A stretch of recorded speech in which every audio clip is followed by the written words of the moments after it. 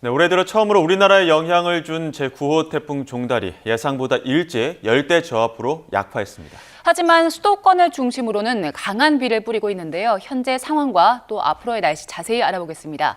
김진도 YTN 기상재난 전문 기자와 함께합니다. 어서 오세요. 안녕하세요.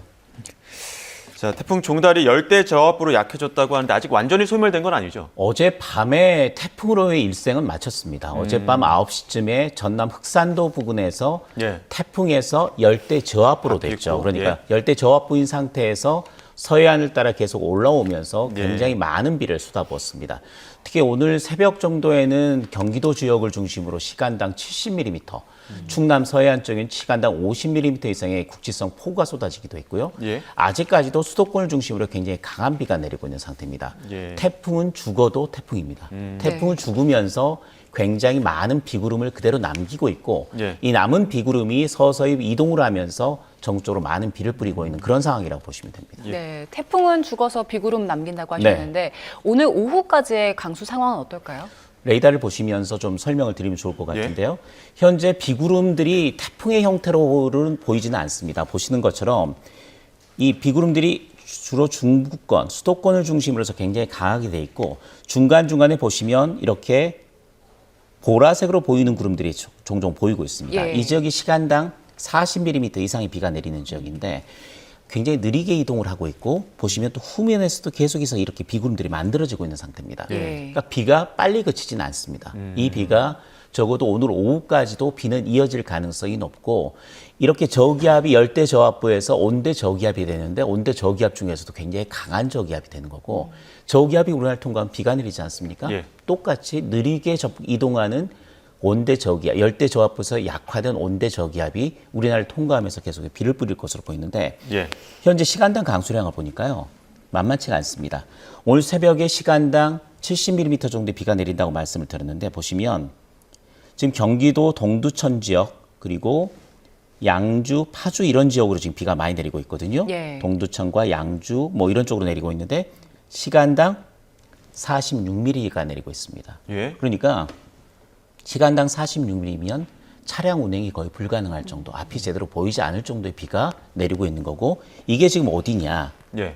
말씀드렸듯이 레이더를 보시면 중간중간 경기도 쪽으로 좀 강한 비구름들이 지금 이동을 하고 있는데 이 비구름이 계속해서 영향을 주고 있다. 이렇게 보시면 되겠습니다. 그런데 계속해서 이렇게 강한 비가 내릴 것이냐? 그건 아니고요. 시간이 가면 갈수록 비의 강도는 조금 약해지겠지만 낮 동안에도, 근데 오후 동안에도 시간당 20mm 정도의 비가 주로 수도권, 충청 지역을 중심으로 오후 늦게까지 이어질 가능성이 남아 있습니다. 오늘 중부지방에서 출근하셨던 분들은 비가 너무 세차게 오다 보니까 앞이 안 보일 정도라고 하셨는데 퇴근길은 좀 나아지는 겁니까? 그러니까 오늘 출근길에 아마 지각하신 분들 상당히 있으실 그러니까요. 것입니다. 그러니까 자가용을 이용해서 그 출근하시다가 너무 세찬 비 때문에 예. 굉장히 지각하신 분들이 많았을 텐데 오늘 오후 늦게 그러니까 6시 이후가 되면 비가 서서히 잦아들 겁니다. 예. 그러니까 네. 오후 퇴근길에는 큰 무리 없이 퇴근하실 수 있겠습니다. 네.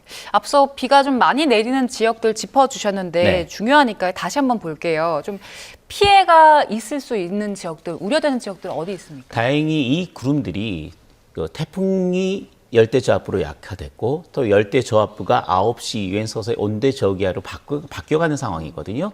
그런 상황이기 때문에 서서히 이동을 하고 있다는 이야기죠. 예. 비구름이 이동을 하면서 굉장히 강한 시간당 46mm 정도의 비가 한 지역에 3시간, 4시간이 온다면 피해가 날 겁니다. 예. 그런데 그러지는 않고 이동을 해간다는 거죠. 경기도 파주, 경기도 김포, 인천 이런 지역처럼 계속 시간당 50mm, 70mm 오던 게 시간당 40mm 정도로 약화됐고 그게 오랫동안 지속이 되지는 않기 때문에 큰 피해가 날 가능성은 상당히 낮습니다. 하지만 계속해서 강한 비가 오후까지는 이어진다는 점 꼭 염두에 두셔야 됩니다. 어제 저녁에는 특히나 제주도나 남해안 지역으로 직접 영향권에 했었는데 여기 지역 좀 피해 상황 어떻습니까? 제주도 같은 경우에는 초속 29.9m 그러니까 굉장히 강한 바람이 관측이 됐고 예. 시간당 강수량도 30에서 50mm 정도 총 강우량이 170mm 정도 비가 내렸거든요. 예. 그런데 제주도는 원래 비와 바람이 많은 지역입니다. 그래서 별다른 피해는 없었고 아까 단신에서도 나왔지만 예. 일부 지역에 나무가 쓰러지는 피해가 좀 예. 났었고요.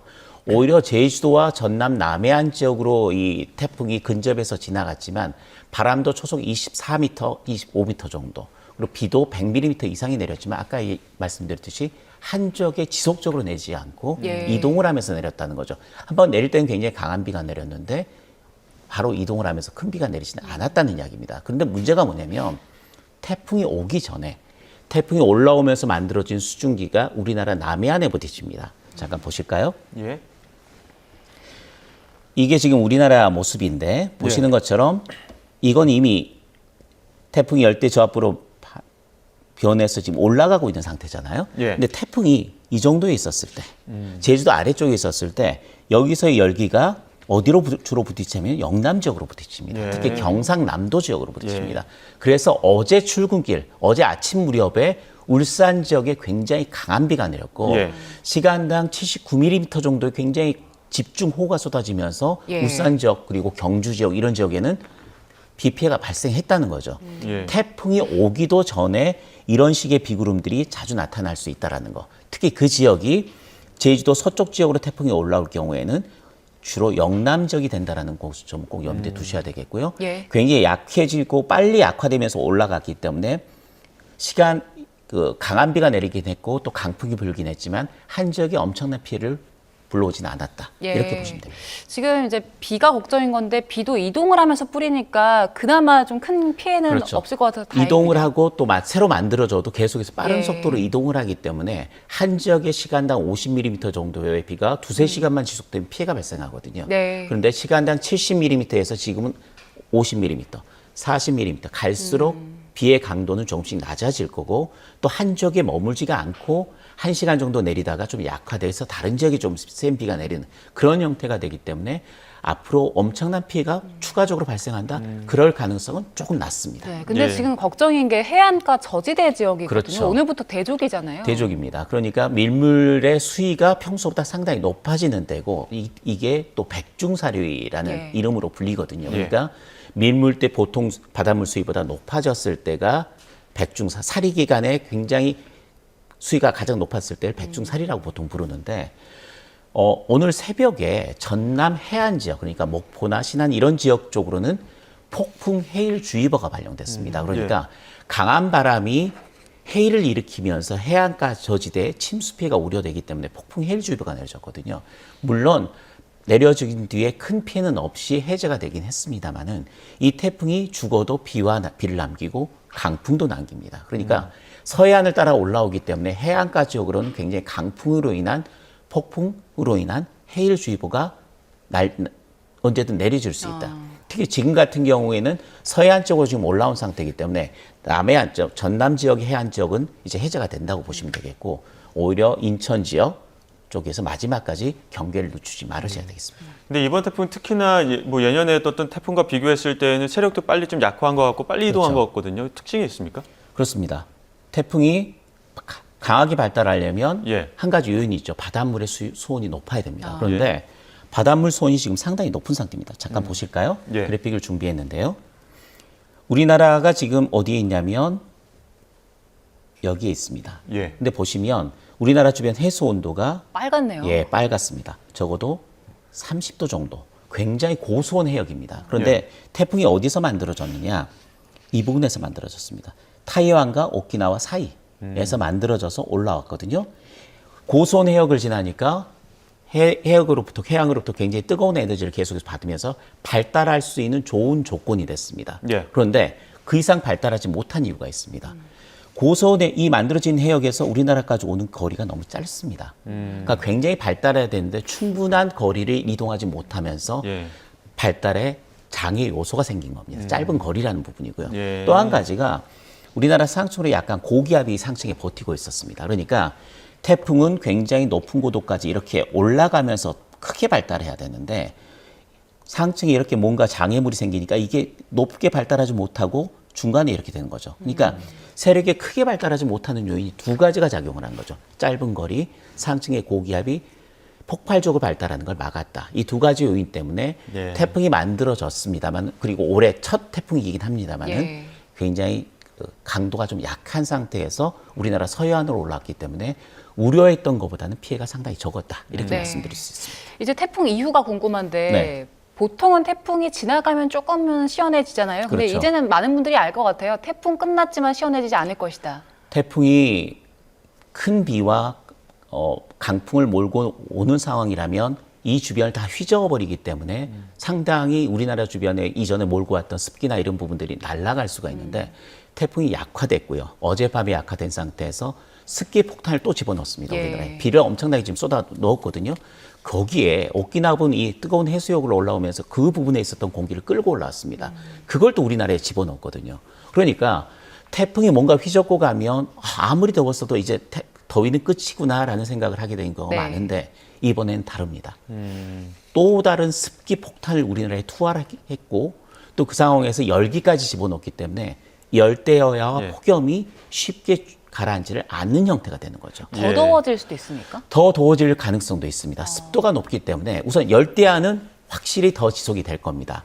오늘도 열대야였고요. 아침 기온이 27도 정도였거든요. 비가 그렇게 왔는데도 그렇죠. 열대야입니까? 내일과 모레도 습기가 워낙 높으면 온도가 밤사이 떨어지질 않습니다. 아. 근데 비가 많이 온 상태, 엄청난 바람과 함께 이 주변의 기압기를 흔든 게 아닌 상태였기 때문에 그냥 저기압 하나 지나간 건데 문제가 이 저기압이 뜨거운 열기를 몰고 온 저기압이었다는 거죠. 예. 그렇기 때문에 열대야 앞으로 당분간 지속될 가능성 상당히 높고요. 예. 낮 기온도 오늘은 한 30도 조금 넘는 수준이지만 내일부터는 다시 33도, 34도 정도까지 올라갈 가능성이 상당히 높고 또 내일 만일에 33도, 34도 올라간다면 습기가 굉장히 많아진 상태이기 때문에 숨 막히는 더위라고 하죠. 한증막 더위 예. 뭐 이런 느낌, 습기 지옥 이런 말들이 다시 나올 수밖에는 없는 굉장히 눅눅하면서도 뜨거운 날씨가 될 가능성이 높습니다. 내일이 또 하필이면 또 절기상 가을 맞이한 처서인데 그렇죠. 처서라고 하기엔 거의 삼복더위 이상으로 더운 거 아닙니까? 원래 처서가 되면 이제 상층에서 서서히 북쪽으로부터 선선한 공기가 내려오거든요. 예. 그러면서 기단이 체인지가 되는 형태가 되어서 아무리 길었던 폭염도 아무리 심한 폭염도 처서를 지나면 누그러든다는 게 보통이었습니다. 예. 근데 누그러들만 하는 기대를 할 만한 상황에서 조그만 태풍이 올라와서 습기와 열기를 다시 우리나라에 쏟아부으면서 그 기간이 조금 더 오래 간 거죠. 네. 보통은 이제 여름 태풍보다는 가을에 오는 태풍들이 더 강력하잖아요. 피해도 크고. 그렇습니다. 앞으로의 태풍 전망은 어떻습니까? 원래 이 가을 태풍이 더 무섭다는 이야기가 바다는 천천히 달궈지지만 그만큼 천천히 식습니다. 그러니까 8월까지가 가장 뜨거웠을 때라면 우리나라 내륙이 가장 뜨거웠을 때라면 바다는 적어도 9월까지는 그 뜨거운 태세가 유지가 됩니다. 그런 상황에서 중요한 건 태풍이 올라올 수 있는 길이 이번에 보통 5호부터 8호까지는 대부분 일본으로 가지 않았습니까? 예. 근데 9호는 우리나라로 왔다는 이야기는 태풍이 올라올 수 있는 고기압의 가장자리가 우리나라 쪽으로 걸쳐져 있다는 이야기고 그거는 태풍의 길이 열렸다라는 말로 표현을 합니다. 그런 상황이라면 바다가 뜨거웠습니다.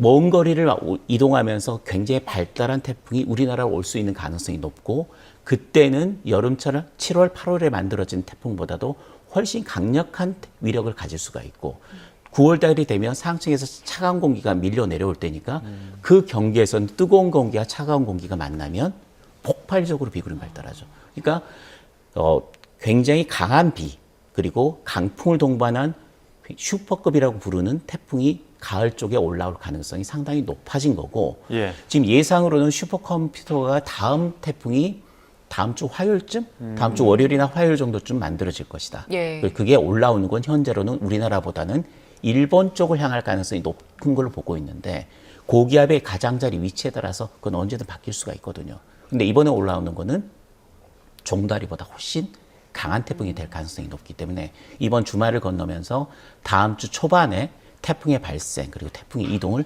면밀하게 감시를 해야 됩니다. 알겠습니다. 여기까지 듣겠습니다. 지금까지 김진두 YTN 기상재난 전문 기자와 함께했습니다. 고맙습니다. 고맙습니다.